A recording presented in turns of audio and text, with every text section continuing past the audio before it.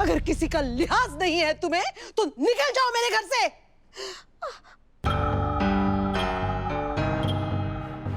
हैदर, तो आपकी तबीयत खराब हो जाएगी। तुम नहीं हैदर, ज्यादा आप देख रहे हैं ना, मैंने ये सारा ड्रामा सिर्फ इसलिए किया ताकि मैं जान सकूं कि अम्मी की दिमागी हालत क्या है।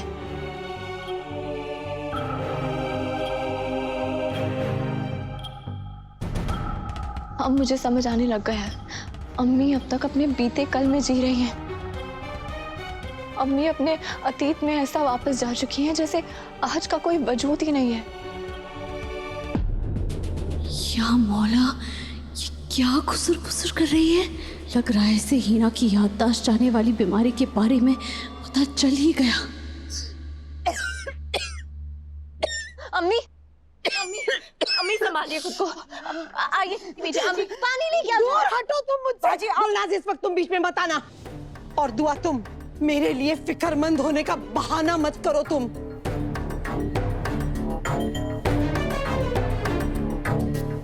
मुझे तुम्हारी हमदर्दी नहीं चाहिए, कुछ नहीं चाहिए। अच्छी तरह पहचान गई हूं मैं तुम्हें। मीठी छुरी हो तुम,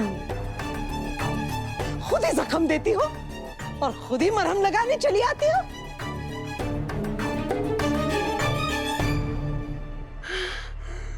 बाजी ना, हमीदा बेगम, डंके की चोट पर कहती हूं मैं, मेरे बेटे ने दूसरा निकाह करके कोई गलती नहीं की।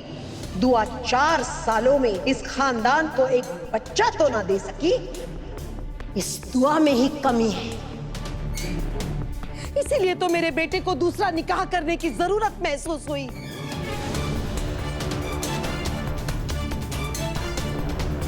और मैं तो कहती हूं, जो कल होने वाला था वो आज हो गया। उसमें इतना हल्ला मचाने की क्या बात है?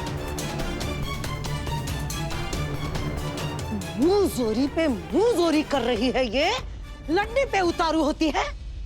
और लड़ने के लिए अकेले नहीं आती, अपनी अम्मी और भाई।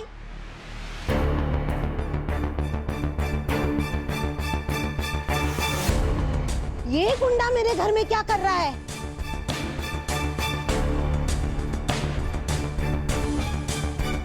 अम्मी, ये क्यों आया है यहाँ पर? अम्मी, ये क्या बोल रही हैं आप?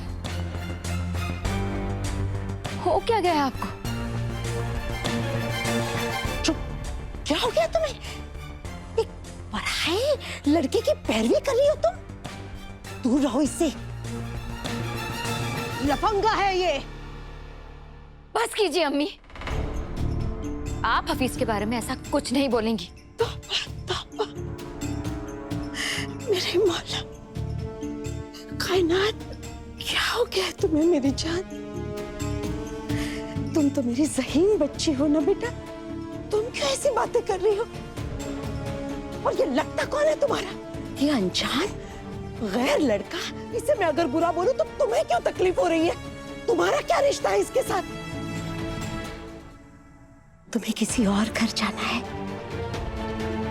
उस घर का महताब होना है तुम्हें। मैं किसी को भी किसी भी तरह से कोई भी गलतफहमी हो, ऐसा होने ही नहीं दे सकती। खुदा खैर करे, बाजी को तो पता है कि कायनात के पेट में हफीज का बच्चा पल रहा है, फिर भी पूछे जा रही है कि कायनात से हफीज का क्या रिश्ता है। बाजी ऐसा बर्ताव क्यों कर रही है? या सच में उन्हें कुछ याद नहीं है? मर गए, कुछ करना पड़ेगा।